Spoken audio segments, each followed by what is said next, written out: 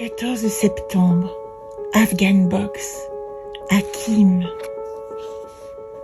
Elle n'est pas venue me voir, elle est venue me regarder et m'offrir mon propre regard. La grosse boîte venue d'ailleurs trône au cœur du salon. Son nom évocateur, Afghan Box, terre d'Orient et de combat pour que la liberté l'emporte, m'intimide et m'inspire. Quelques notes improvisées au piano pour nous apprivoiser. Je lui offre ma nuque dénudée et ma résistance à l'image qu'elle pourrait me renvoyer, l'ombre dedans, l'austérité du corps figé dans la lutte interne. Et puis s'offrent les fleurs cueillies dans le jardin, délicatement collées au miel sur ma tempe. Clic, seconde image. Le négatif baigne dans l'eau et révèle un sourire. Le petit chat heureux se love entre mes jambes. Le temps s'est arrêté dans ce moment de grâce et de douceur où je me reconnais.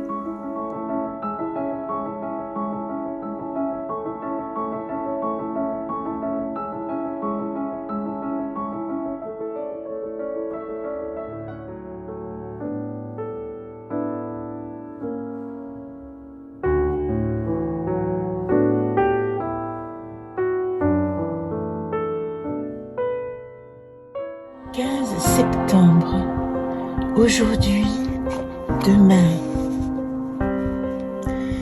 Une page s'est tournée. Je n'ai pas vu vraiment qu'elle s'écornait, mais elle frémissait, oui, comme une eau au bord du bouillonnement, annonçant une météo nouvelle, un changement de tempo. Une fois le feu coupé sous la casserole, la surface redevenue lisse, quelque chose s'est en allé. Passé la 6e séance, la demi-année, l'été surchauffé, je commence le décompte à rebours. Plus que... Le temps soudain offre un demain qui se rapproche. Par le petit trou de la serrure, j'entrevois le paysage prochain, bosquet de sourires et forêt de promesses d'un renouveau joyeux. Depuis le fond de ma cellule, je n'y voyais que l'ombre. L'œil rivé contre la porte, je lance un « à bientôt ».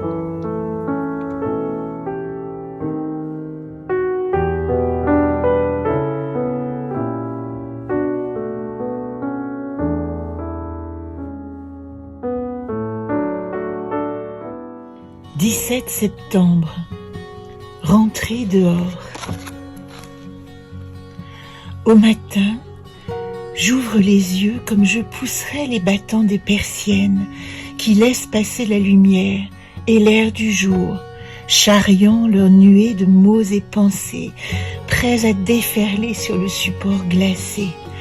Est-ce vrai, à l'image du poète mélancolique, que l'abondance des mots se mesure au poids de leur homonyme, toujours déclinés au pluriel, les mots, les grands mots, les gros mots de la douleur et les petits pour les plaies vives. En ce dimanche presque paisible, je ne veux rien, ni d'hier, ni de demain.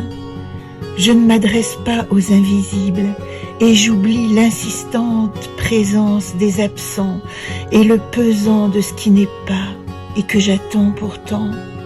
Aujourd'hui, bien réveillée, je fais un pas dans le présent et j'honore le manifesté, le bien vivant de mon ici-bas, là et maintenant.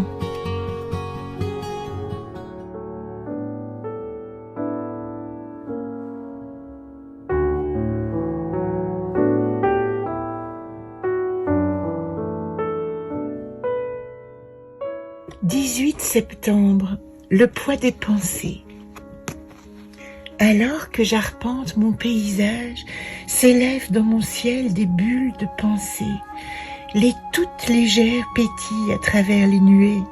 Plaisir du réveil, odeur du café, gros chat encore endormi, sensation diffuse de paix, d'une certaine douceur dans ce temps arrêté et de liberté Je la reconnais, cette petite fille prête à décoller, ses ballons de baudruche gonflés d'espérance, de rêves et de projets.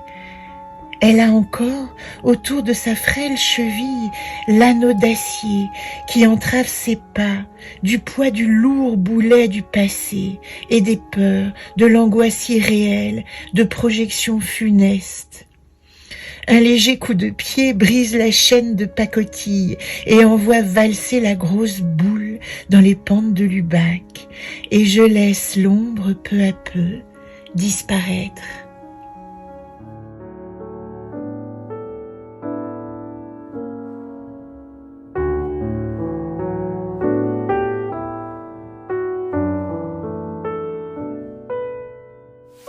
« 19 septembre, Ave César, moriturite salutante. Depuis l'arène du jour présent, j'ai observé les gladiateurs de ma lignée défiler dans le cirque de mon passé. En préambule, onomachie, ces terrifiantes batailles navales entre galères de combat redoutables. Les hommes, les pères, s'inclinent devant leur destin, offrant leur trépas en subside à leur descendance, qu'elle imprime à jamais dans sa lignée la gloire de l'ancêtre et dans ses veines un sang gorgé de sa mythologie patriarcale et rouge de la fierté de ses ancêtres. Fille et petite-fille d'eux, sœur et compagne d'eux, je regarde avec tendresse défiler ma soldatesque sur le gaillard d'avant, et depuis ma tribune, je salue les valeureux.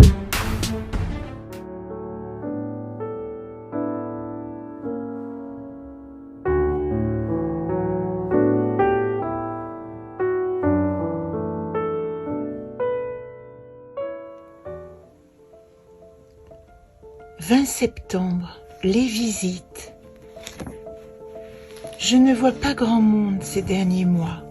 Mes contacts avec l'extérieur se sont réduits à une peau de chagrin qui porte bien mal son nom. J'éprouve un grand réconfort physique à ma solitude, à l'absence de présence humaine qui laisse tant de place aux autres mondes, aux rencontres intérieures, au partage avec les insectes, les animaux, les végétaux, l'air, le vent, la nuit, le soleil. Tout est si bavard dans le présent et rien ne m'oblige à me mesurer, à me définir, à vouloir convaincre que j'existe encore. Pourtant, au cœur de ce désert social se niche une oasis, la visite d'un intime, d'un membre de ma famille, d'un très proche, l'espace et le temps de sa présence, qui rend si précieuse l'interaction entre humains.